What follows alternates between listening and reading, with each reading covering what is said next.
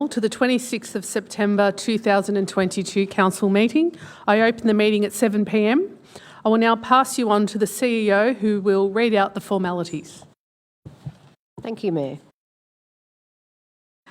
Welcome all. This is an ordinary meeting of Council. My name is Alison Beckwith and I'm the Chief Executive Officer.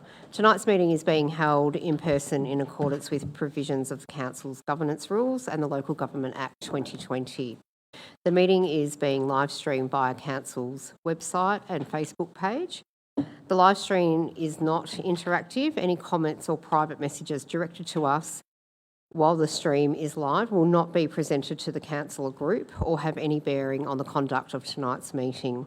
Council request to speak methods continue to allow participation of residents without having to attend the meeting in person. Rules for public participation during the meeting.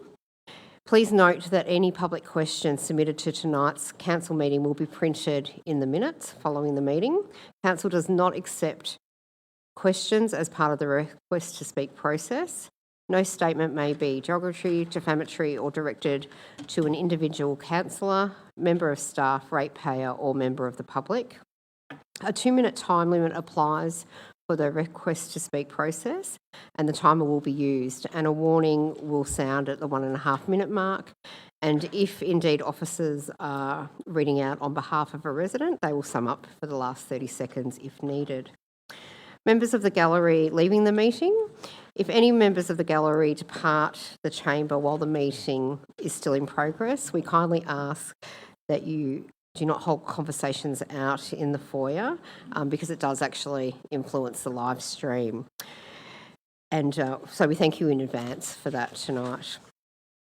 I'll now introduce you to those in attendance in tonight's meeting, starting with my councillors. And to my left, I have Councillor Alison Champion, Deputy Mayor, Councillor Peter De Morales, Councillor Alida McKern and Councillor Tom Malikan. And those councillors to my right, the Mayor, Councillor Elizabeth Neely, Councillor Rick Garotti and Councillor Peter Castaldo. This evening we are also joined by Council's executive team. I have Mark Giglio, Director of Corporate Services, Natasha Swan, Director of City Development, and Darren Bennett, Director of Assets. And I also have Acting Director of Community Wellbeing, Roberta Colosimo. Also joining us tonight is Gina Burnham, Manager of Corporate Governance and Communications, Joel Alburn, Manager of Planning and Building, and our Governance and IT and our Jets team crew who are assisting us with our live stream. We thank you for participating in tonight's meeting. Thank you, Mayor. Thank you, Alison. Our meeting is being held on the traditional land of the Wurundjeri Woiwurrung people, and on behalf of Banyule City Council, I wish to acknowledge them as the traditional custodians. I would also like to pay my respects to Wurundjeri Woiwurrung elders, past, present and emerging, and to acknowledge other Aboriginal and Torres Strait elders joining us today. Council is committed to and values diversity within our community. I will now read Banyule's diversity statement that demonstrates our commitment. Our community is made up of diverse cultures, beliefs, abilities, bodies, sexualities, ages and genders.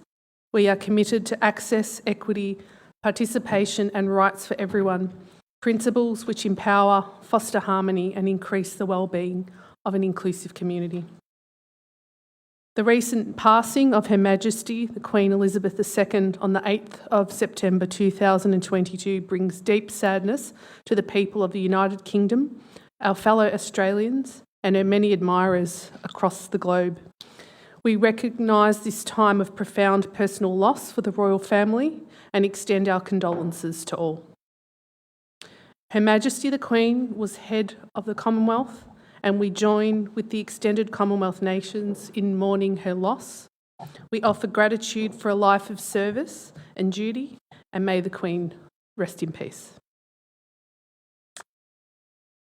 Okay, moving on to apologies. I note we have apologies tonight from Councillor Fiona Mitsonikos and Councillor Mark De Pasquale. Are there any other apologies? There are not. Confirmation of the minutes from the council meeting on the 5th of September 2022. Can I please have a councillor move and second? Moved Councillor McKern, seconded Councillor Garotti. I now put those all in favour. The motion is carried. Disclosures of interests. As required at any other meeting of council, councillors must declare a conflict of interest at the start of the meeting and leave the meeting when the item is presented to council. Councillors will be required to leave the meeting and return once the item has been resolved. At any point throughout the meeting, if any other councillor recognises that they have a general or material interest, they can flag that at that point and follow the same procedure. Are there any disclosures of interest, councillors? There are no disclosures. Officers that are present, I now ask whether you have a conflict of interest in any items presented to council tonight? No. There are no disclosures. Okay, moving on. Councillors, I'm of the understanding that Councillor Garotti would like to bring forward a general business to the start of the meeting to bring attention to a key item. In order for council to bring forward general business, I'm calling for a procedural motion. That items of general business be brought forward to the start of the council meeting before officer reports are considered. Councillors, I'm seeking a mover and a seconder. I'm happy to move, Mayor. Moved Councillor Garotti, seconded Councillor Melican. All those in favour? The motion is carried. Yep. I'm getting it. So we'll start with first general business item to Councillor Garotti. Yeah, thank you, Mayor, and thank you to Council for the opportunity to bring this item forward to the start of the meeting. And it is of quite significance to the community. The Iranian Women's Association has approached the Council regarding a campaign of solidarity that they are running following the fatal assault of Mahsa Amini. Mahsa was a woman in Iran who was brutally murdered for not wearing a headscarf. And I'll just read the story. She was fatally assaulted while in custody after being arrested by the morality police and taken to a re-education centre where she fell into a coma for not wearing her hijab properly. Her brother was with her at the time of her arrest and explained it took less than 2 hours from the time she was detained and her being wheeled out in a coma and taken away by ambulance to hospital, where she remained in intensive care for 2 days. Photos emerged showing that Mahsa had clear bruises under her eyes and blood streaming out of one of her ears.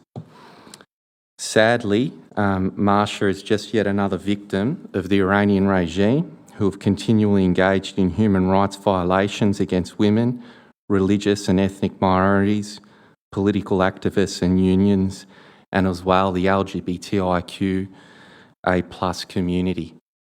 Banyule is a refugee welcome zone. We've been a refugee welcome zone for a long period of time, and it's something that we're very proud of.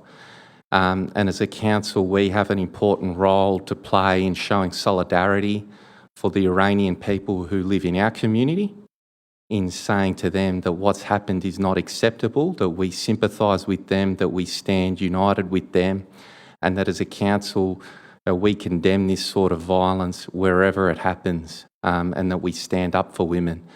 And so I'm very grateful that the council's been given me the opportunity to be able to raise this on behalf of the Iranian Women's Association and who have members here in Banyule. We brought it forward so that they could watch in by video, and this is posted, and this will also be seen by people in Iran, and they send their thanks and appreciation to the community here in Melbourne. Thank you, Mayor. Thank you, Councillor Garotti, for bringing that to our attention. The next business item, general business items, Councillor Castaldo. Thank you, Mayor. I'd like to acknowledge an event that was held on Sunday this week. The first Clean Energy Expo put on by Banyule Clean Energy Group, supported by Banyule Council on Sunday the 25th of September. Noting the significant work by Paul Gale-Baker, who led the project and made it a success, it was along with the hundreds of event attendees that arrived throughout the day. The event included a range of stallholders and presentations that covered many areas so important to support our community on its journey towards zero emissions. There are already discussions on potential annual event and look forward to seeing further events like this coming to Banyule. Thank you, Councillor, for that item. The next item is from Deputy Mayor, Councillor Champion. Thanks very much, Mayor. On Sunday, the 11th of September, Banyule's Youth Fest was held in McLeod Park. Lots of residents and families came out to celebrate everything youth. Music, face painting, sporting activities, cultural activities, small business market stalls, free clothes swap, food stalls, amongst other activities and organisations including the Scouts. The event was the biggest so far in its history, possibly due to not being held in 2020 and 2021. Approximately 6,000 people attended and essentially stayed for the 5 hours, and many commented how much they missed the event and were so happy for it to be back in full swing.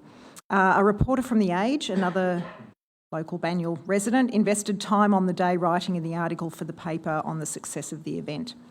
So many thanks to the Banyule youth team and all the participants who contributed to what was a perfect sunny Sunday afternoon.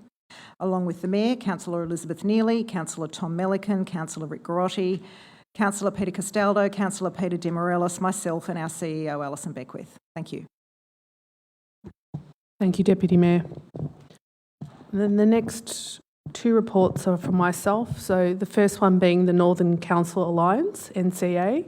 So this group advocates for projects that will improve services for residents and businesses. The NCA represent and advocate for approximately 1 million people who live across 7 councils: Banyule, Darebin, Hume, Mitchell, Moreland, which is now Merribeck, Nillumbik and Whittlesea. So the positive about this is linking our major industries and businesses. Our priorities are transport, connectivity and access, jobs and skills growth, community health and wellbeing, and regional collaboration. So the formal launch of the NCA will be on Tuesday, the 18th of October. We will be launching our strategic plan and advocacy priorities to the 2 tiers of government, showcasing the need for strong investment in the northern region of Melbourne. So councillors will be in attendance to represent Banyule Council. My second report is on the St Helena Bushland Reserve. It's a hidden gem in the northern part of the municipality. You may have been lucky enough to visit the area. So yesterday there was the Friends of St Helena Bushland Reserve's 30th birthday. Council's grateful to this Friends group for fighting to save the forest vegetation in the late 1980s and have been looking after it ever since. So the Indigenous vegetation and diversity of flora is of state significance in this area. Interestingly, during the 1840s, much of the area was used for farming, and the small girth of trees in that area suggests that reserve has only been land cleared for approximately 30 years. So it's been able to flourish from then.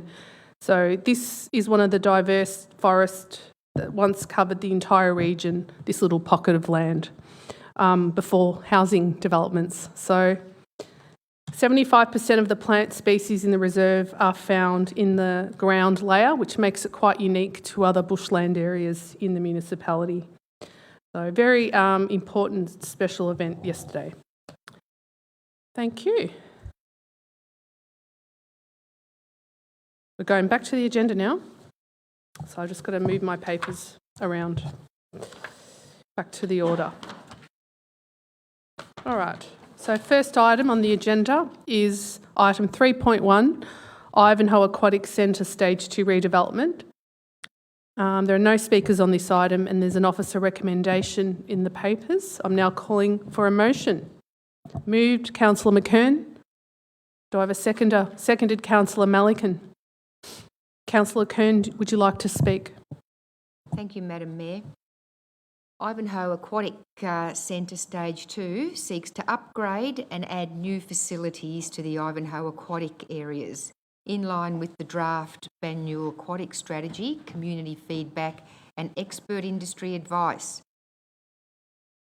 These changes to Ivanhoe Aquatic are timely given the ageing infrastructure of the centre and also the growing population of Banyule and in particular the Ivanhoe area. It was deferred at the last meeting, people will recall, to further discuss elements of the design. So what does option 2 of the plan offer, which is what we're being asked to endorse tonight, as opposed to option 1, which was the first option that went to public consultation? Zero emissions, fully electric facility meeting contemporary standards, extending the Learn to Swim program with a new Learn to Swim pool, which means separation from the toddler pool, extending the lap swimming lanes to the existing 25-metre pool and upgrade to that pool, a standalone toddler pool, as I've just mentioned, and moving the aqua exercise program activities into a new pool, new spa, new sauna and steam rooms, which I'm sure will be enjoyed by many. So Council is also looking to improve the Learn to Swim experience for school groups via dedicated change rooms and improved parking. Another important element of this, which has been discussed recently, is providing access from the pool to outdoor areas and integrating the outdoor parkland setting into the aquatic experience for pool users, especially during warmer months. This is something that's been raised by quite a number of residents with me, Madam Mayor, saying that on a hot day it's absolutely boiling in that pool and it would be nice to actually be able to go outside and sit under a tree and enjoy the surrounding parkland to the pool.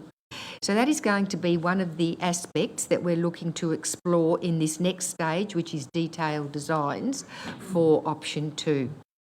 So looking forward to support for this important project for Ivanhoe and Banyule. Thank you.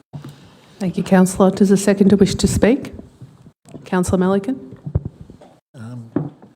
Yes, I'd agree with all Councillor McKern has said and just point out that by adopting the option 2, we're meeting the needs for the next 30 to 50 years, which I think is important because they're incredibly expensive pools, as the document highlights, but this will make sure that we get the right strategy, the right facilities in place to meet the needs, and we don't need to go back and readdress it again shortly. So happy to support this tonight. Thank you, Councillor. Does any other councillor wish to speak? Councillor Castaldo. Yes, thank you, Mayor. Look, I'd first like to acknowledge the significant change as we've moved through this journey with public consultation with the community. We've taken on board a lot of ideas and the aspirations of the community. Ivanhoe certainly pushes hard, and so does the councillor, Alida McKern, down there, and she's worked tirelessly to deliver the best possible outcome on that project. And I think both the support from the community, the councillor, collectively, all of us, we're all on board because we've seen great work and rationale provided to us by the council officers on every little aspect that we've incorporated into this project. So I wasn't sure if I could support a project expanding so massively, but after hearing the grounds for the changes, I'm totally on board and look forward to this project moving forward and finding a way to fund it. That's the next big job. Thank you, Councillor. Does any other councillor wish to speak? Councillor Grotty. Yeah, thank you, Mayor. And I think we should just also point out as well just the great work undertaken by officers to bring about the plan. And we deferred the item at the last meeting to look into things, and we had some very good advice come back to us as a group that's enabled us to move forward. So thank you, CEO, for that advice. But I think Councillor Castaldo probably did note it at the end, funding this. There's only 12.7 million set aside. We know the construction costs now have increased between 30 to 50%. So there'll be some difficult decisions ahead for this council around looking at what projects we prioritise. And I suppose as well through our CEO and Mayor, the advocacy with state members, our new federal member in the federal government as well, what opportunities there are to access funding from those levels of government to help bring this about. Thank you, Mayor. Thank you, councillor. Does any other councillor wish to speak? I just might reiterate a few points just to meet the future needs and demands of the Ivanhoe community and its surrounds. An extension of this aquatic space is necessary to meet the needs from 30 to 50 years. So option 2 provides the best net community benefit there. And it's important to note that stakeholder engagement has been undertaken to review the master plan, and there is strong support for extra pool spaces and particularly for Learn to Swim. I'll put the motion to a vote. All those in favour? The motion is carried. Item 3.2, Ivanhoe Aquatic Stage 2 contract variation. There are no speakers on this item and there's an officer recommendation. I'm now calling for the motion. Moved, Councillor McKern. Do I have a seconder? Seconded, Councillor Garotti. Councillor McKern. Thank you, Madam Mayor. Yes, option 2 is certainly an improved version of option 1, but with that comes a bigger price tag. And so rather than 21 million, which was the estimated budget for option 1, we're now looking at 28.7 million. And of course, the associated increased architectural fees. So the motion tonight is looking to resolve the increase in fees and also the delegation matter associated with it. The variation to the contract will exceed the CEO's delegation, and this report seeks council approval to delegate its power to the CEO to approve the variation. So this is largely what the motion is about. Obviously, having endorsed the second stage of the detailed design drawings, we would hope that all the councillors, Madam Mayor, will also support this variation in the design fees. Thank you, councillor. Does the seconder wish to speak? Does any other councillor wish to speak? I'll put the motion to a vote. All those in favour? The motion is carried. Item 3.3, Advisory Committee's report. There are no speakers on this item and there's an officer recommendation.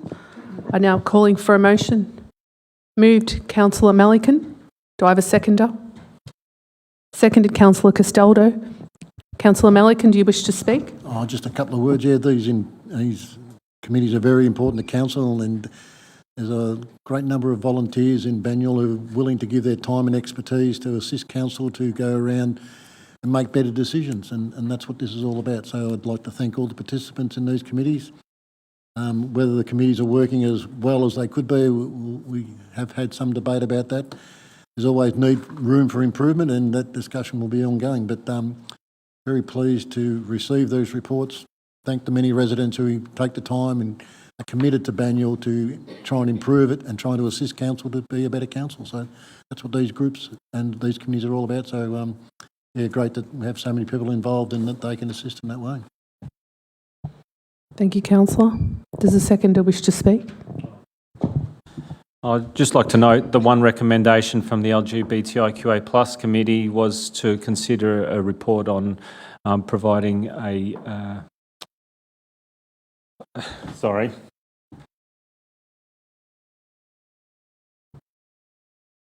memorial site to acknowledge all the people lost through discrimination of the people in that community. And it is significant when I hear the stories that the community members tell in that area. I do recognise that we have a lot of other memorials.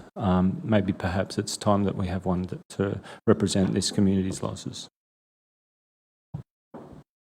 Thank you, councillor. Does any other councillor wish to speak? No other councillor wishes to speak?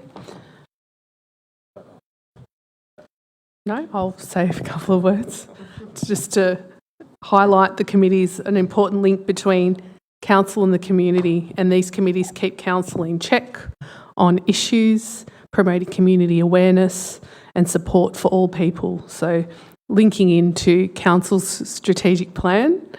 They also prioritise social justice and inclusion.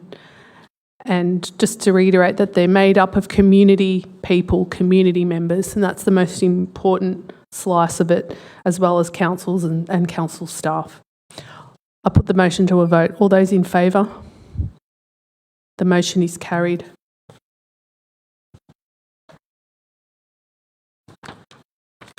Okay, item 5.1, 44 and 72 Turnham Avenue, Rosanna, Supermarket and Rosanna Library Development. There are 5 speakers on this item. We begin with Michelle Bateman from Urbis. We'll address council in person. So if Michelle, please... Oh, there you are. You're already there, so you have 2 minutes. Thank you, Michelle. Good evening, Mayor, councillors. I am Michelle Bateman of Urbis, and I act on behalf of FabCot with regards to the proposed amendment for this site. As you'd be aware, the amendment seeks to increase the approved supermarket floor area, introduce a new library which will comprise maternal child health facilities and various other programs and offerings to the community. We're also seeking approval to remove an additional 4 trees that are of native vegetation, and also seeking approval for a car parking reduction associated with the library use and the supermarket increase. The proposal has been designed to provide a positive response to the site and the surrounding area, which includes various architectural features and materials, and these also provide a point of distinction between the 2 uses. In terms of ESD, the development will achieve a minimum Green Star, a 4-star Green Star rating under the Green Council building, and it also underpins Woolworths Sustainability Plan 2025, which has goals to have 100% green electricity by 2025, 0 food waste and landfill by 2025, and to practice responsible stewardship of natural resources. In terms of car parking, the proposal is increasing the car parking on site to 126 car bays, and this will exceed the anticipated peak car parking demand of 86 car bays. The proposal also does no longer rely on on-street car parking, which the previous proposal did. Trees I've already discussed, and the current permit allows for offsets, which will still be complied with. An acoustic assessment was done, which confirms the suitability of the noise to comply with everything. Overall, we consider this will be a positive response to the site area. We will provide investment of $22 million to the area, along with 180 construction jobs and 150 ongoing staff jobs. We see this development as an exciting opportunity to service the Rosanna community, and will help meet the current demands and the future demands for infrastructure and services in the area. Thank you. Our next speaker, Susan Martin, will address council in person. Thank you, Susan. Please approach the lectern and you will have 2 minutes to speak. Good evening. I'm Susan Martin, a resident of Rosanna. I've attended many consultations regarding Rosanna Library and Woolworths. I went to both consultations at Rosanna Bowls Club, and there was no representation from councillors until people complained on social media. These consultations, hosted by Banyule City Council staff and a representative of Woolworths, were pro-Woolworths and focused on convincing residents to accept the development. I witnessed all the local people who were against Woolworths. The majority of locals are against Woolworths, as evidenced in objectors at the consultations, who were very clear in articulating their objections, and also evidenced in the 5,500 plus people who signed the petition. Signatories to the petition continues to grow, especially with each announcement from council. I spoke to the head of the Traders Association, and the traders in Rosanna are against Woolworths. It's understandable when council did their library concepts consultation that council reported good feedback because we all want a new library. But people have no awareness of the public-private partnership and the way council has gone about this project. Consultations are currently underway in East Ivanhoe for a much smaller project and of lesser value than Rosanna, yet Rosanna was given no opportunity to consult. There was no consultation on the Rosanna Village west side, the ugly civic square, the orange horror. This is what happens when people don't care. The traders weren't consulted and they're angry. When a member of the community questioned the ward councillor for Ibbett on Facebook, they were blocked. How transparent or consultative is this? In Alison Champion's ward in Montmorency, they're getting a community area that includes a stage. Check out the project for East Ivanhoe and for Montmorency. With most Rosanna residents complaining about various projects proposals, it seems to boil down to a lack of representation in the Ibbett ward. In social media posts, Rosanna residents have asked, and I quote, "Are you kidding?" Mayor, I may call a point of order because there was a reference to an individual on this council. Thank you, Councillor Grotti. Okay. Our next speaker, Robin Roberts, on behalf of Alicia Curry, will address council in person. No? Not this item. Different item. Alicia Curry will address council in person. Please approach the lectern and you'll have 2 minutes to speak.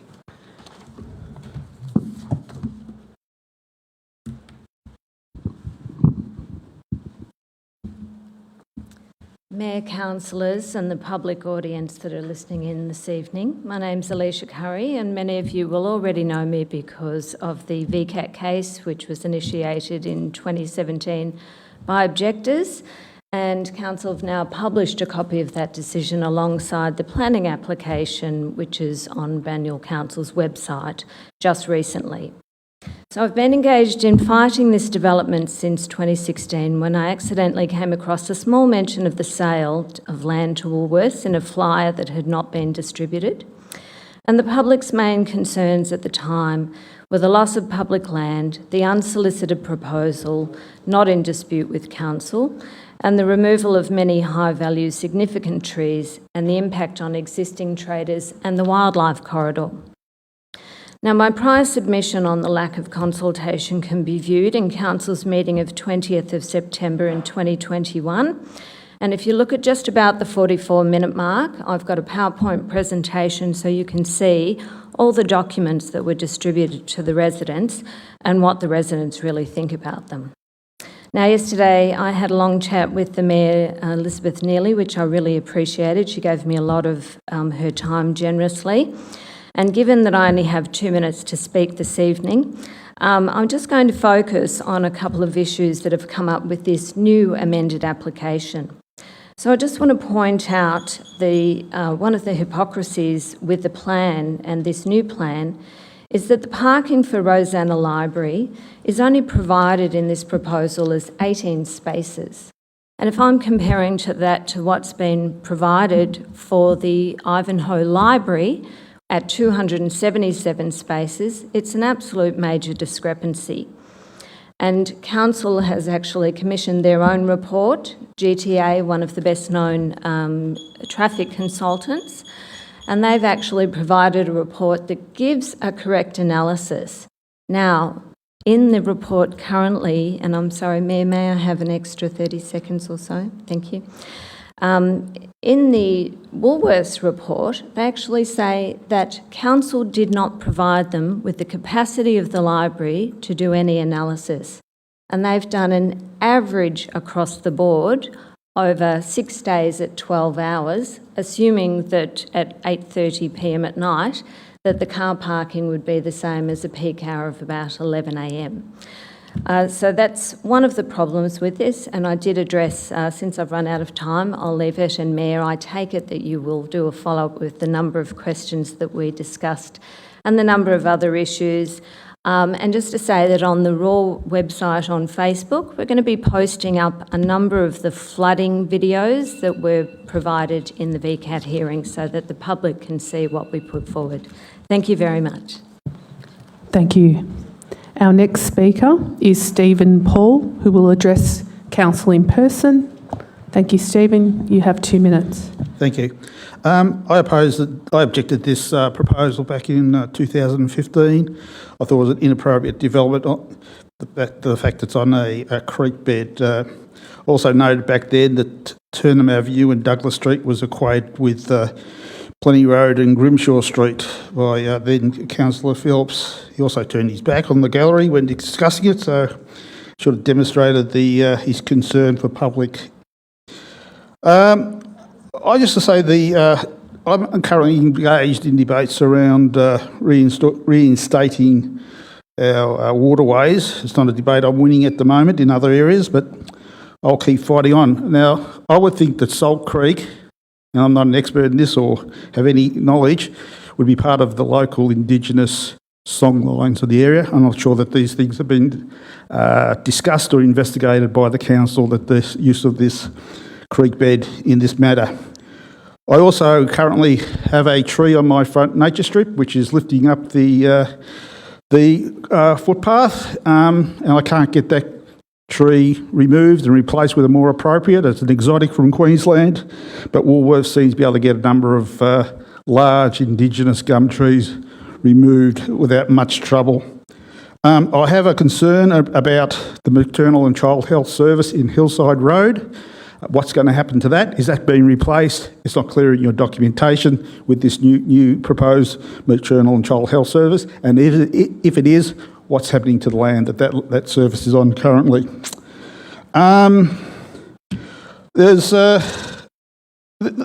Woolworths had a permit for 7 years to do something with this block of land, and now they want it bigger and better and change and the rest of it. It's my view that government at any level responsibility is not to make the world profitable for businesses. That's their responsibility. Council's job is to set rules, stand by the rules, and let everybody abide by those rules. I don't think you should be changing the rules for any organisation. Look, it's a dog of an idea. I'm sorry. I mean, it should never have gone ahead last time, and I encourage council to revisit this and make a more appropriate thing and develop that area as a community site, library, the theatre, make it into something that we all can be proud of, not just another shopping centre in a suburban area. Thank you. Thank you. A written statement will now be read on behalf of Daniel Mueller, read by Natasha Swan, Director of City Development. Thank you, Mayor. I believe that the ongoing amendments are moving this project further and further away from the interests of the public and residents. This deal on this cooperative is looking more and more like council has been giving more and more ground to Woolworths to the point where it's becoming a joke. The initial permit is being amended so much it is likely it would never have been approved in its current form in the first place. At this point, Woolworths will surely proceed and the library will be built. What benefit other than to Woolworths are these ongoing changes? It is feeling more like the leadership of the council want a future job at Woolworths than being concerned with its own people interests it represents. Dan, Rosanna, resident. Thank you to the Director. There's an officer recommendation in the papers. I'm now calling for a motion. Councillor Melican. Can I ask some questions first? Proceed. Several questions. There's been a bit of discussion about the loss of trees. Would a standalone library on our land provide a better outcome in terms of tree retention and streetscape upgrade? Through you, Mayor.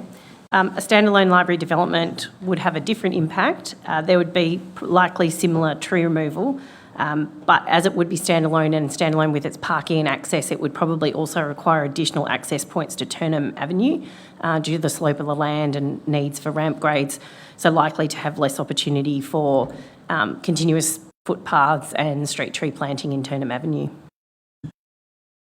And this amendment, how many additional trees will be removed because of this amendment and which require a planting permit to be removed? Through you, Mayor, there are 4 additional trees to be removed as a consequence of the amendment. And what compensation for the trees being removed are being considered in Turnham Avenue? Through you, Mayor, there are at the moment an indicative concept for the streetscape plan shows an additional 12 canopy trees going along the streetscape along that edge. and the finer detail of that would be confirmed once the designs are completed. And can you also expand on the benefits of having an integrated building approach in regards to landscaping, streetscape upgrade and the access to parking? Through you, Mayor, I guess the integration of the basement parking and access means that you have a more efficient layout of that, a singular access point to access the shared parking, opportunities that if peak demand for the library increases on occasion, that there's additional parking in the basement that could potentially accommodate that. It also enables more intact landscaping around the streetscape for the same reasons that I articulated in relation to a standalone, in that you wouldn't have multiple access points out onto the street. And it's a more efficient layout just within that basement area. Thank you. So there's an officer recommendation. I'm calling for a mover and a seconder. Moved, Councillor Melican. Seconded, Councillor Castaldo. Councillor Melican, do you wish to speak? I would like to thank all the submitters for their input. I know they've gone to a lot of trouble in their submissions. But I'd have to say that Council has consulted every stage of this process, and I've been in Rosanna Parklands from 8 o'clock Saturday morning till 12 o'clock Saturday morning talking to residents. I've been at the Rosanna Library. I've been so many different places talking about this, and the overwhelming desire of Rosanna residents is to get on and finish this project so that we can have a decent library in Rosanna, but also improve our activity centre. And I know that some of the traders will not be happy with this outcome, but the overall benefit to Rosanna will be a much increased activity centre where people will be drawn to Rosanna. The inclusion of the maternal child health, the inclusion of the Rosanna Toy Library and the ongoing children's events that take place at the library will make this a real hub for families. It's not now, but it will be. And having the Rosanna station across the road, I know people talk about parking congestion. The more people walk to Rosanna station than drive to Rosanna station, those people will pick up their groceries on the way home. It will save them getting in their car when they get home and then going down to the supermarkets in Heidelberg. So to have local accessible supermarket will reduce congestion, not add to congestion. And I'd also talk about the tree loss. It is regrettable that some of the big trees will go. But if you look at the overall plans compared to a standalone library, compared to what would be possible in the streetscape, this over time will be an increase in vegetation and quality of vegetation in Terman Avenue.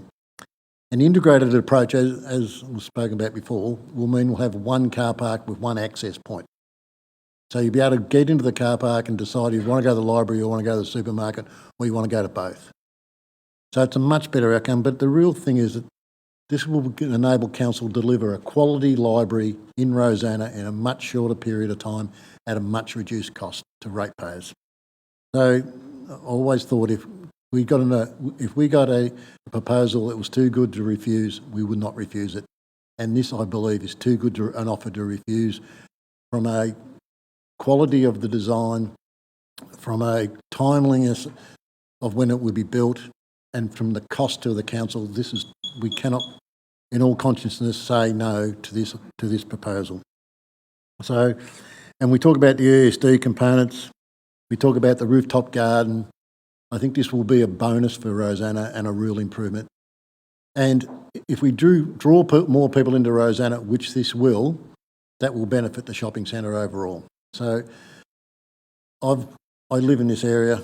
I know lots of people in this area, and the vast majority are very keen. And the Mayor and myself, can I have an extra 30 seconds, please? Yeah. The Mayor and myself attended a session at a local primary school and spoke to the children at length, and they had presentations prepared for us, and they were all very excited to have a new library in Rosanna, and it was overwhelming. After that session, I thought, how could we refuse this? So I know some people are disappointed. I think once this is built, I'm sure once this is built, the vast majority of people in Rosanna will think this is a real bonus, will add value to their properties, but make Rosanna a much more convenient and a much better place to live. Thank you, Councillor. Does the seconder wish to speak? Yeah, thank you, Mayor, and thank you to the Ward Councillor Melican tonight. He's drawn on a number of issues that are beneficial to the community of this site. Not everyone agrees with it.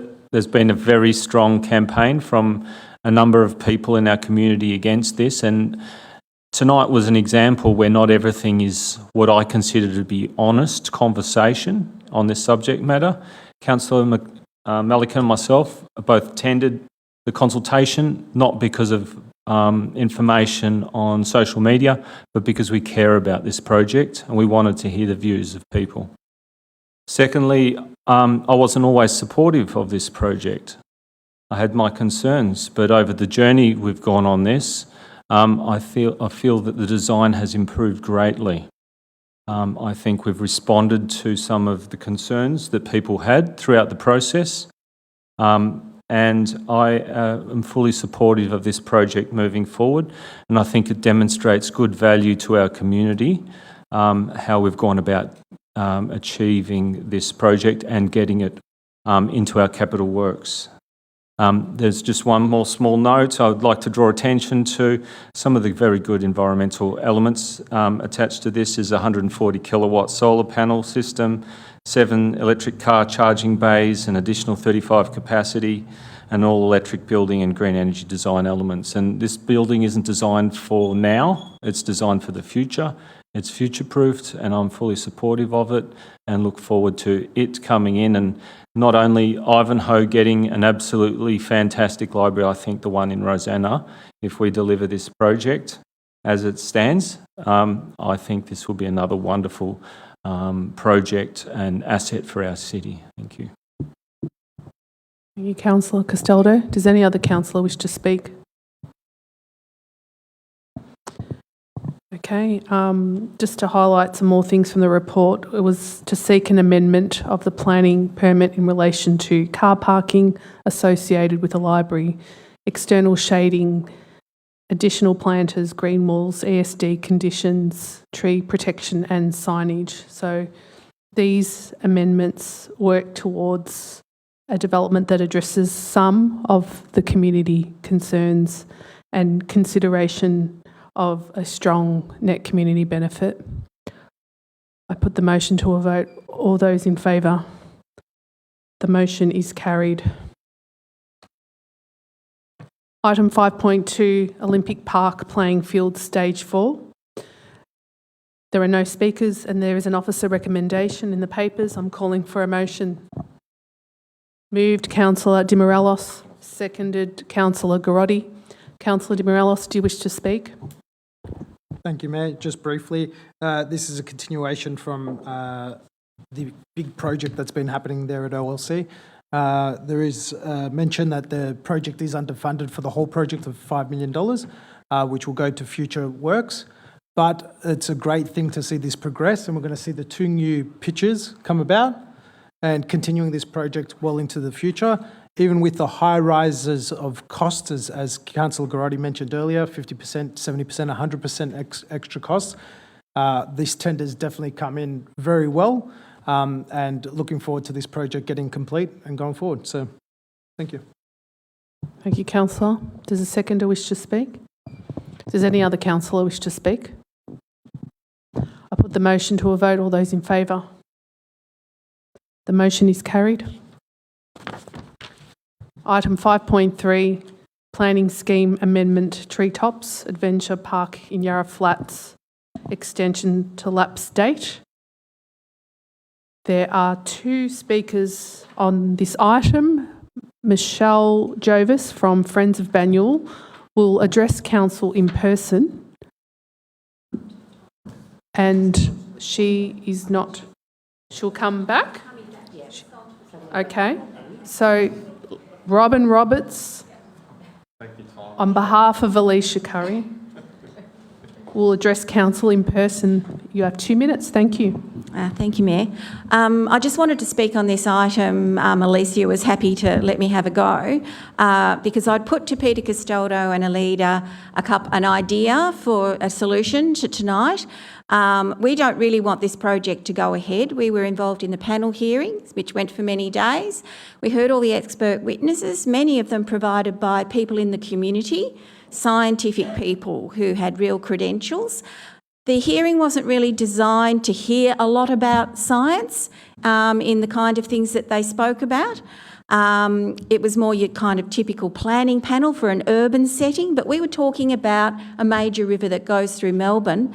That is the main Green Wedge, contains this river. So it was the first one that was set up. And this proposal is about putting a commercial development on top of a billabong in the main Green Wedge of Melbourne, where it really starts to widen out and it really starts to have a lot of character of native vegetation, even though in the past it had been used for pastoral purposes. So this is a clump of trees over a fully functioning billabong that by itself releases water and absorbs water as the river rises. So it has a natural ability to function as a billabong. And this is what Melbourne Water are trying to do in this Green Wedge and all around Melbourne, is return these natural features to this natural environment, the Yarra Green Wedge.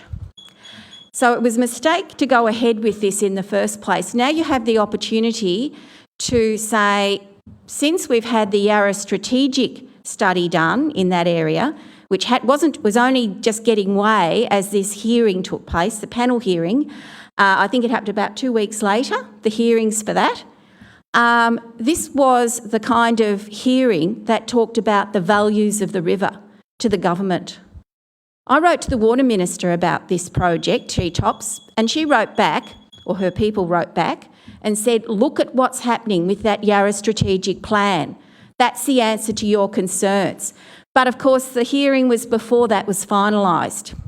Your report tonight does not refer to the outcomes of that plan. I want you to delay a decision to extend any permit. I don't want you to get this extended. And if you do decide to extend it, make it for a very, very short time, just until the Aboriginal elders have made their decision. But really, time has moved on since the panel hearing. Please You've now got the results of this study and you need to make your decision based on that. So don't make it tonight. Thank you. Thank you. Through you, Mayor, can we actually seek whether or not we can delay a decision to the Director of City Development? We can ask the question to the Director. Through you, Mayor, Council can resolve to not make a decision to extend the time. It doesn't expire until the 29th of October. I still believe it would be prudent to make a decision to extend to allow the time for meaningful discussion with the Wurundjeri elders, which is scheduled for in early November. I think it would send a rather confusing signal to not know the status of the amendment so close to the meeting date. So certainly if you were of a mind to allow the time for that meeting to occur, it would be more beneficial to extend the amendment time to allow for that meeting to happen than to not make a decision. So if I could ask a question of the Director, could the meeting go ahead without the extension of time, given that it is so close to the lapse date? Through you, Mayor, if the lapse date passes without a resolution to seek an extension, then the amendment could fall away. The proponent could seek, seek to resolve that through the state directly by a request direct to the Minister for Planning. It certainly perhaps wouldn't reflect well on Council in terms of their administrative role as a planning authority to keep the matter either alive or to make a resolution on its outcome one way or the other. Mayor, can we move a motion to actually delay extension? At this stage, we'll go through the procedure, yeah. Yeah. You'll get more advice there, Alida. But we'll continue with the speakers. Michelle Jovis from Friends of Banyule will address Council in person. Thank you, Michelle. You have 2 minutes. Thank you. I'm representing Friends of Banyule, and I'm out of practice. It's good to be back after the library development and COVID. I attended the Planning Panels Victoria hearing on the amendment and made submissions. Friends of Banyule believes that the extension to the lapsed planning scheme amendment shouldn't be allowed, as consultation with the Wurundjeri Woiwurrung Cultural Heritage Corporation has not proceeded, nor has the Cultural Heritage Management Plan been satisfactorily delivered. From looking externally at this, it appears that the Wurundjeri Woiwurrung have no desire to participate in this process or be used in this way. The Wurundjeri Woiwurrung have made their views known previously in a document called The Ancient Spirit and Law of the Birrarung Ma. And further, we now have the Yarra River Strategic Plan, which disallows activities like Ecoline. We also have the terrible tree loss in the Simpson Army Barracks, and further NALP tree loss will occur along the Manningham Road interchange, which will extend along Banksia Street, and further extensive loss in Heidelberg in the Ivanhoe East area. And this needs to be considered when considering the damage that will occur to the passive areas of the Yarra Flats Park.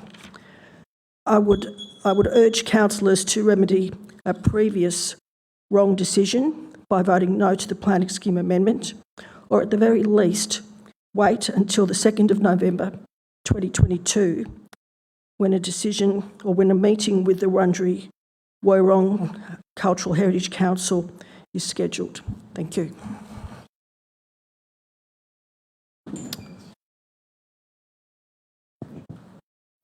I'm now calling for a motion. Councillor I'd McKern. like to put forward a motion to extend the lapse date to just after the meeting proposed on the 9th of November.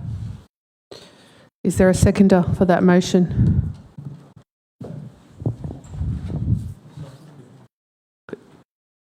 Could you please repeat the motion, Councillor McKern? The motion is to extend the lapse date to just after the proposed meeting on the 9th of November, I believe.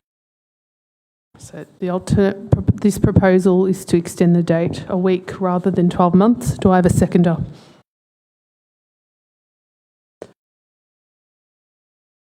The motion is lost. I'm now calling for a motion in the papers. Moved, Councillor De Morelos. Do I have a seconder? Seconded, Councillor Garotti. Councillor De Morelos, do you wish to speak? Yeah, thank you, Mayor. This has been a very delicate situation or agenda item, and definitely there's been a lot of residents that have shown their support to not get this extended, or unsupport to get it extended. Whatever the words are, Alison.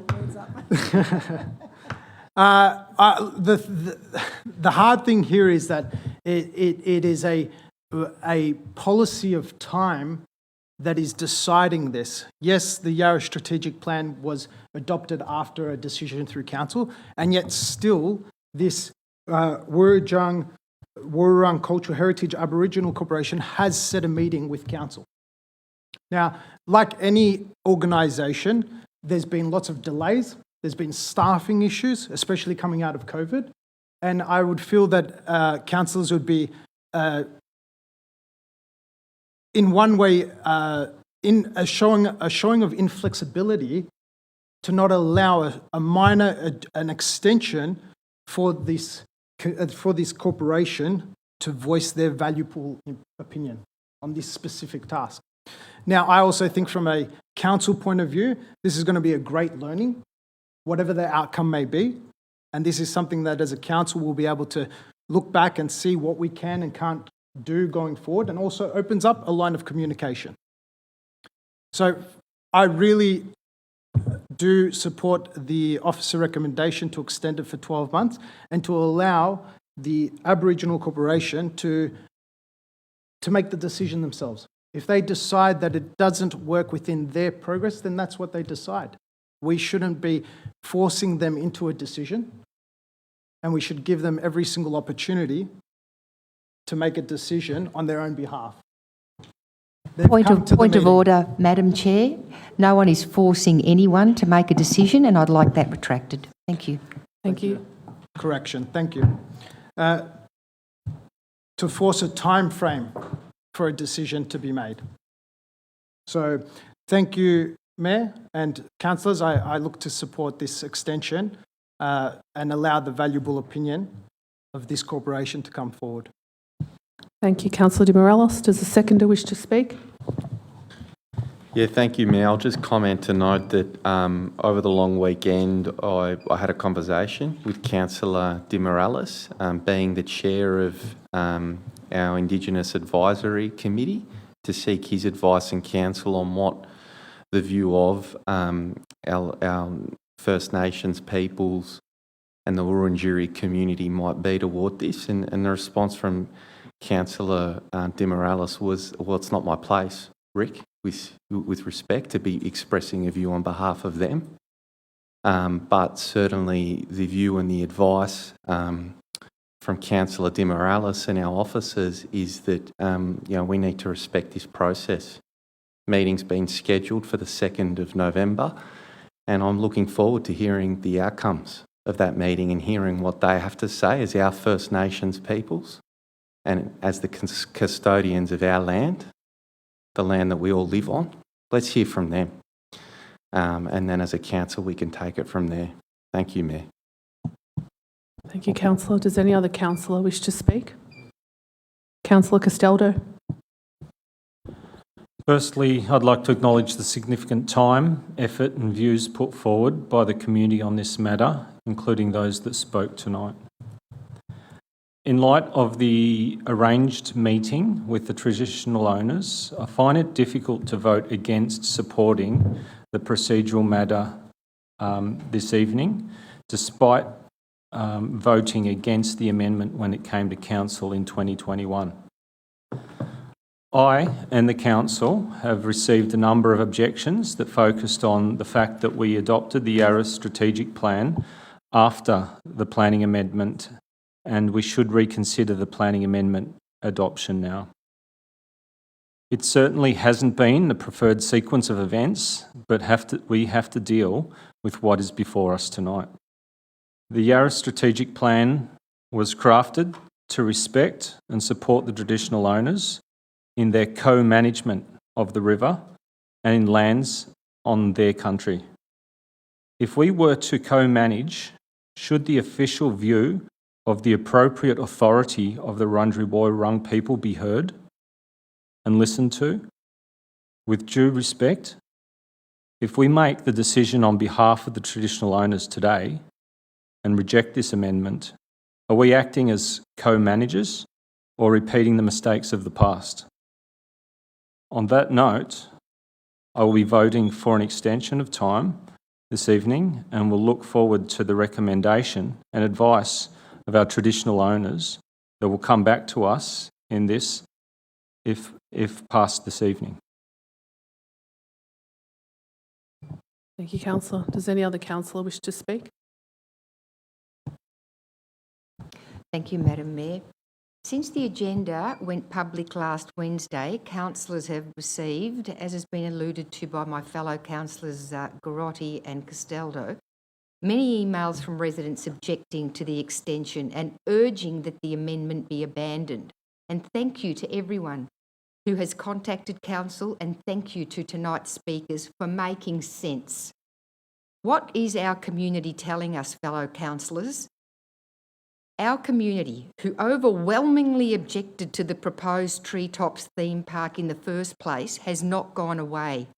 Remember that council received 192 community submissions opposing this theme park. Protecting the Yarra River is an important matter for all of Banyule. It's not just a ward matter. We continue to hear from many people throughout Banyule for support in relation to the abandonment of this very outdated theme park proposal in the Yarra Flats Conservation Area.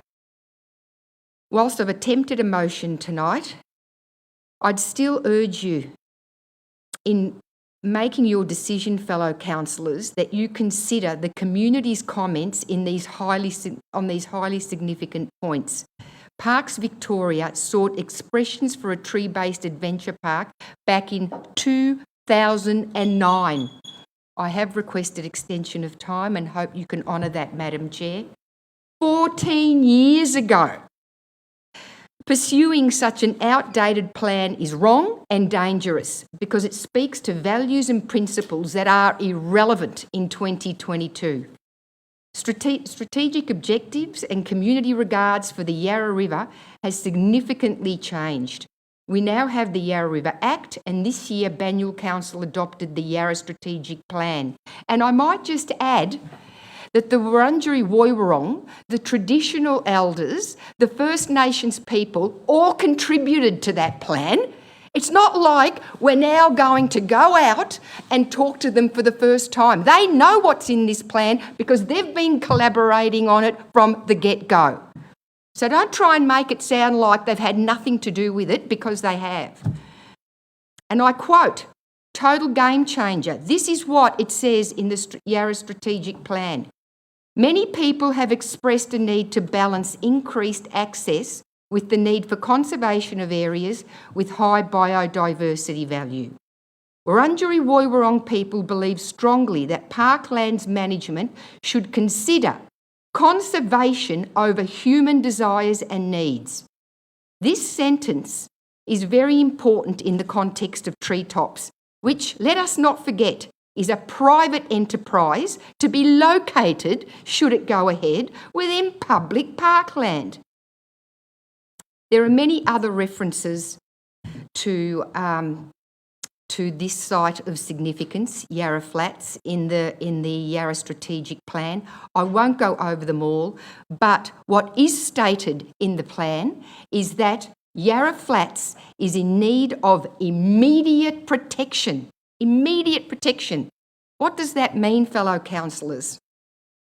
We also recently were exposed to the No Local Extinction Plan by our own biodiversity officer, who tells us 6 fauna species in Banyule are now threatened with extinction unless we do a lot more to protect their habitat. One of those 6 is the powerful owl. And Yarra Flats is an important part of its habitat. If there are members of the Wurundjeri Woiwurrung listening in this evening, I want you to know that I speak on behalf of many, many people in the Banyule community who support the Yarra Strategic Plan. What does this mean? This means no theme park for Yarra River Flats. The community of Banyule doesn't want it. The Yarra River doesn't need it. It needs to be protected for our Aboriginal cultural heritage, our Indigenous flora and fauna, and for our community, now and future generations. For the record, I did actually seek to put up a motion earlier to abandon the proposal and not allow an extension of the lapse date. Unfortunately, I didn't get support from any of my fellow councillors. Very disappointing. However, I will not support the motion to extend the lapse date. I don't believe anything about this proposal supports the spirit, the principles or objectives of the Yarra Strategic Plan, and I urge you, my fellow councillors, to do the same. Thank you, Madam Mayor. Thank you, councillor. Does any other councillor wish to speak? I'll speak. Oh, I think it'll be me before. Oh, sorry, councillor Melican. Yeah, I wasn't going to speak, but I will speak. If you look at the Yarra Strategic Plan, it placed a lot more importance and emphasis on consulting with First Nations people when any decisions were made around the Yarra. And that's what we're trying to do here. This council made a decision when this proposal came forward whether we approved the recommendation to go to the minister or whether we would consult with First Nations people to get their view. We decided we would consult with First Nations people. Now, for a variety of reasons, we haven't been able to do that to date. But I don't see why us as white people should be telling anybody what should happen in First Nations, where First Nations people, their traditional land, where they should have the majority say in what's going on. We shouldn't be imposing our time limits on them. We shouldn't be imposing our procedures, our meeting schedules, whatever. We went down a process where we would consult with First Nations people on their views of this proposal. I have seen nothing that would change us from continuing to consult with them. And if they make the decision that they don't agree with this proposal, that's what this council will do. If they decide they will, then that's what this council will do. This is giving back control to the people who have been the traditional owners and the caretakers of this land for much longer than we have been. And I cannot see any reason why we would not consult with them and get their opinion. So I'll support the continuation of this process to give them the dignity, the respect, and to honour their decision. Thank you, Councillor. Councillors have considered the community's views and understand that some members do not want the proposal to go ahead.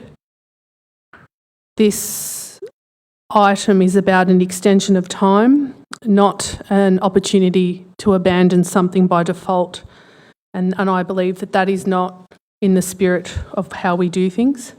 I'm supportive of an extension to allow sufficient time for cultural heritage matters to be discussed with the Wurundjeri Woiwurrung Cultural Heritage Aboriginal Corporation, and to reiterate that this is a procedural matter, so this process cannot be undermined by whether we agree or disagree with the treetops exploration. I'll now put the motion to a vote. All those in favour? Against? The motion is carried. I wish to call for a division. Thank you, Madam Mayor. All those in favour are Councillor Castaldo, Councillor Garotti, myself, Councillor Neely. It's okay. You don't. It's okay. No. Councillor Champion, Councillor De Morelos, Councillor Melican, and against Councillor McKern. Item 5.4, East Ivanhoe Kindergarten Redevelopment. There's an officer recommendation in the paper. Do I have a mover? Moved Councillor Castaldo. Do I have a seconder? Second. Seconded Councillor Garotti. Councillor Castaldo, do you wish to speak? Yes, please. Thank you, ma'am. I'll be supporting this permit application before us this evening to effectively double the capacity of East Ivanhoe Childcare Centre from 27 to 52 children. This is an important project to enable us to move forward and increase spaces for 3- and 4-year-old kindergartens to meet the massive increase in demand that is coming our way as a result of state government program, which is very much welcomed from families across the Banyule and Victoria. I will also note that there was only one objector to this application who withdrew their objection as their concerns were addressed, and I only wish all planning permit applications could be so easy to deliberate on. Does the seconder wish to speak? Does any other councillor wish to speak? Put the motion to a vote. All those in favour? The motion is carried. Item 6.1, Street Lighting Program, upgrade to LED. There are no speakers. There's an officer recommendation. Can I have councillor move? Mayor, may I ask two questions? Councillor Costello, ask away. Of the relevant director. There was an additional capital cost of $100 per smart meter, smart light. Is there any additional operational cost associated with the smart lights as seen in the previous briefings brought to councillors? Through you, Mayor, whilst it was originally envisaged that there may be additional software costs to support the smart lighting, it's become evident that the existing software platform through the Smart Cities project can support the smart lighting, therefore no additional operational costs will be incurred. And a second question, when metering the new lights throughout the open spaces, will there be additional operating costs associated with this? Again, through you, Mayor, open space areas are already typically metered, except for the 137 lights that we found that should be metered. we actually already pay for those costs. It's just through a different mechanism. So there won't be any significant increase in the operational costs. Thank you. Now I put the motion. Do I have a councillor move? Moved, Councillor Castaldo. Seconded, Councillor Garotti. Councillor Castaldo, do you wish to speak? Yeah, I'd like to move that support for the LED project delivery, and it delivers on many fronts, both economically and environmentally. This will enable the trial of smart, dimmable lighting in the public realm in our parks and gardens, and that will be beneficial in lowering the lighting levels in our parks when not needed, in line with our biodiversity objectives to reduce impact on our fauna, and also reduce energy usage, lowering our climate emissions and impacts. So there's some good outcomes there, but we also see an improved outcome in being able to address damage or lights not functioning in these areas, which can be dangerous at times. We'll be able to service these much quicker now that we're in control of them to a higher level. And so supportive of this, delivers good economic outcome, good environmentally. It's a no-brainer for me. Thanks. Does the seconder wish to speak? Does any other councillor wish to speak? Put the motion to a vote. All those in favour? The motion is carried. Item 7.1, financial statements and performance statement for year ended the 30th of June 2022. There is no one speaking and there's a proposed motion. Mayor, if I may, I just had a few questions. Councillor Grotti. Yeah, thank you, Mayor. Just first question on the report of operations, and I'm not sure who the appropriate officer is, but I noticed there are a couple of actions around the Social Enterprise Development Program and the Sustainable Procurement Program, and again linked to social procurement, that those actions have been deferred for last financial year, and just seeking officer comment on what's happened there and whether the plan is to get them delivered in this current financial year. Director. Yeah, through you, Mayor. There certainly is planned to be delivered this financial year. I guess with the, I don't want to blame COVID too much, but with the change in personnel within that particular procurement team over the last 12 months, it was reprioritised to this financial year, but it's certainly on the cards to kick off again and be delivered. All the actions of that sustainable procurement strategy to be delivered this year. And just a second question again for appropriate officer or committee delegate on the Audit and Risk Committee, but I understand these accounts went to the Audit and Risk Committee. Were there any issues raised by VAGO or by the Audit and Risk Committee members that should be brought to our attention? Through you, Mayor. Through you, Mayor, nothing significant. There was a number of control areas that were identified by VAGO's audit service provider, mainly in relation to ICT improvements, which we had were unresolved at the time of the audit, but we had on the agenda an action plan around cybersecurity and with our performance against the Essential 8 cybersecurity standards. So we're well on track to deliver those by the end of the year. So just mainly around ICT controls at the moderate rating, but they will be resolved by the end of this calendar year. Thank you, Director. There's an officer recommendation. Do we have an alternate wording? Councillor Garotti. Look, I'd like to move per officer recommendation, but with a couple of amendments. Might have to read off this screen. So points 1, 2 and 3 as is, and then the new point 4, note that the Banyule Cemeteries Trust has not been consolidated within the statutory financial accounts of the Banyule City Council, despite potentially meeting key prerequisites for consolidation under the Australian accounting standards, particularly control of the assets of the trust as exercised by Council's 9 councillors acting as the trustees, And point number 5, that Council receive a report on the legal and governance arrangements of the Banyule Cemeteries Trust and its future financial sustainability. This report is to consider whether there would be any potential future liabilities for Council in the event that the Banyule Cemeteries Trust is unable to meet its financial commitments and the potential magnitude of those liabilities for the Council. Thank you, Mayor. Do I have a seconder for this? Seconded, Councillor Di Morellos. Councillor Grotti, do you wish to speak? Yeah, thank you, Mayor. Just a couple of comments. So first, in regard to those amendments, it just stood out to me as surprising, and it has for a number of years, that the Cemeteries Trust doesn't consolidate in to the accounts of the council.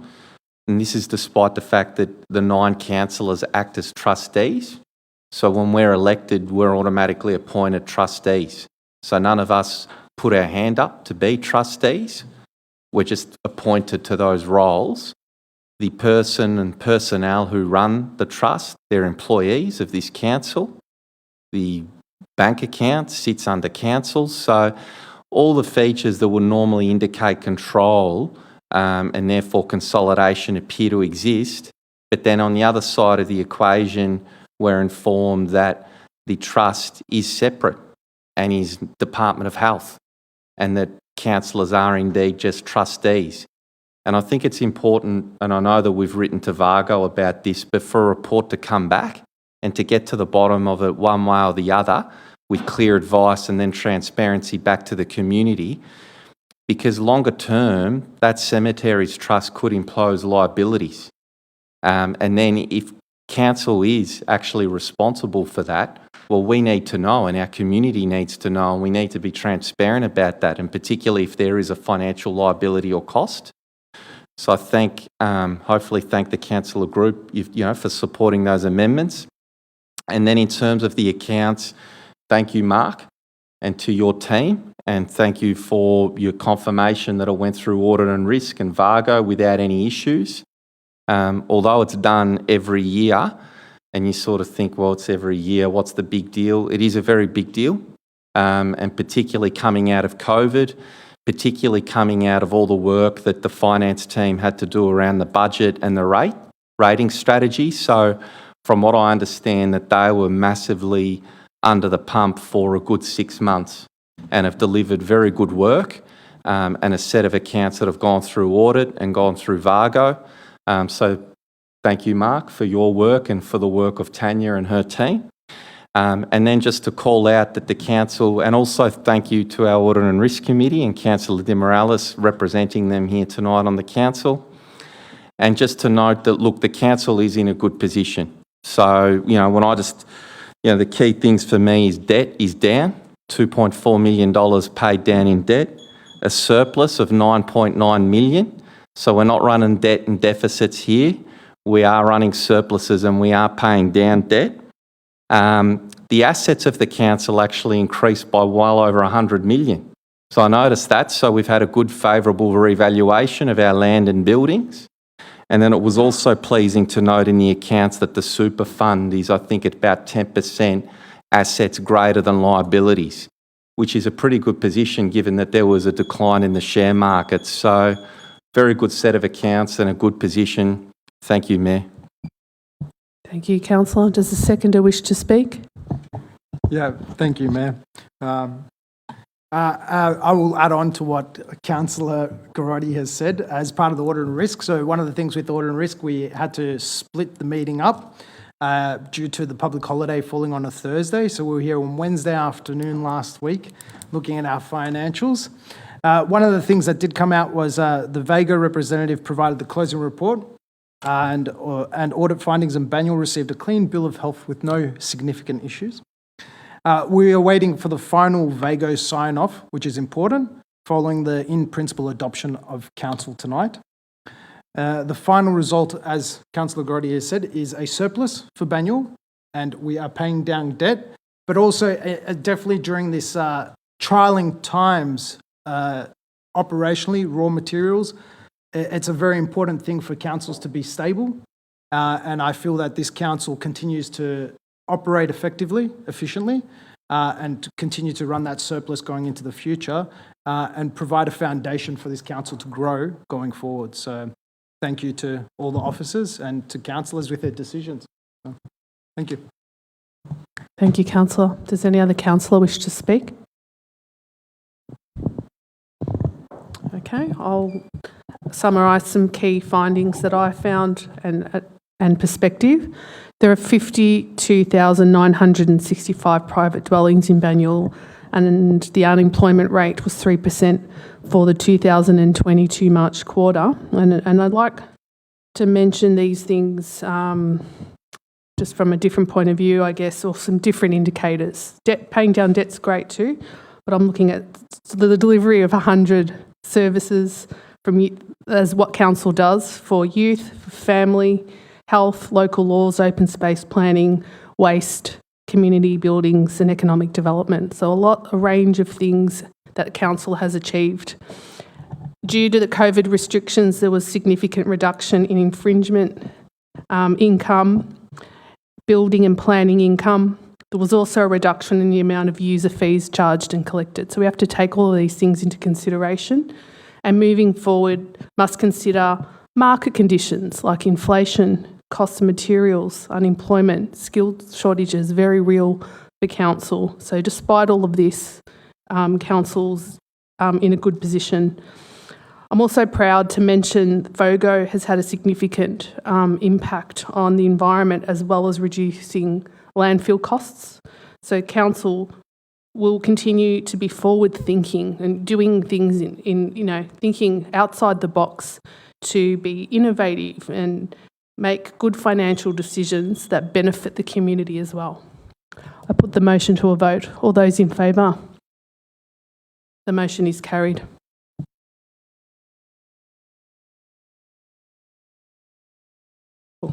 Item 7.2, proposal of declaration of special charge Watsonia Shopping Centre. There's an officer recommendation. Can I please have a councillor move? Moved Councillor Garotti. Do I have a seconder? Seconded Councillor Di Morellis. Councillor Garotti, do you wish to speak? Thank you, Mayor. Look, only briefly to note, ahead of tonight, Councillor Di Pasquale's an apology, of course, but I just checked in with him. Being Watsonia being in his ward, very supportive of this item tonight. Thank you, Mayor. Thank you, councillor. Does a seconder wish to speak? Does any other councillor wish to speak? I put the motion to a vote. All those in favour? The motion is carried. Item 7.3, special charge McLeod Village Shopping Centre. There are no speakers. There's an officer recommendation. Moved Councillor Melican. Do I have a second? Seconded Councillor Champion. Councillor Melican, do you wish to speak? Yeah, very happy to support this. The McLeod Trade Association, very progressive, very active group, work well together with the coordinator, very good president. Things are certainly happening in McLeod. I know that the same could be said right across all our activity centres, but this is a unique scheme that this council developed many years ago. We are in the process of making improvements to it, which I think is a good thing. Any scheme that's been in use for a long period of time certainly should be reviewed from time to time, and that's what we're doing. But I have to say McLeod is a real success story and booming ahead, and the Youth Fest was a huge success for the traders as well as the community, and the market that's taking place there once a month has been very successful. And the playground there has been winning an award for the playground right at the front of the shopping centre has been a huge bonus. So I think if you go down to McLeod now, it's certainly booming, and the traders are very happy. So I'm happy to support this tonight. Thank you, councillor. Does a seconder wish to speak? Does any other councillor wish to speak? Put the motion to a vote. All those in favour? The motion is carried. Item 7.4, special charge Greensborough Town Centre. There's an officer recommendation. Could I have a mover? Moved Councillor Garotti, seconded Councillor Champion. Does the mover wish to speak? Does the seconder wish to speak? Does any other councillor wish to speak? Put the motion to a vote. All those in favour? The motion is carried. Item 7.5, special charge Eaglemont Village. There's an officer recommendation. Could I have a councillor move? Moved Councillor Castaldo. Do I have a seconder? Seconded Councillor Di Morellis. Does the mover wish to speak? The seconder? Any other councillor? Put the motion to a vote. All those in favour? The motion is carried. And record of councillor meetings. There are no speakers. Can I have a councillor move? Moved, Councillor Castaldo. Seconded, Councillor Grotti. Do you wish to speak? Put the motion to a vote. Any other councillor wish to speak? If the one time you don't ask, someone will. Put the motion to a vote. Okay, the motion is carried. Okay, we have done general business, so we'll move to public questions. We've received 4 public questions, and these will be included in the minutes of the meeting, and they'll be available on our website later in the week. In accordance with Section 66(2) of the Local Government Act, the meeting will now be closed to members of the public for the consideration of 4 confidential matters. Can I please have a councillor move and second for council to close the meeting to members of the public considering Olympic Park project, Watsonia Town Square project, potential strategic property and outcomes of CEO employment matters? Moved, Councillor Castaldo. Seconded, Councillor Malikan. For the motion, all those in favour? The motion is carried. 12.1, 2 and 3 have been designated confidential pursuant to Section 31 of the Local Government Act, as they contain confidential information relating to the private commercial information for business, commercial or financial undertaking that relates to trade secrets, or if released would be unreasonably expose the business, commercial or financial.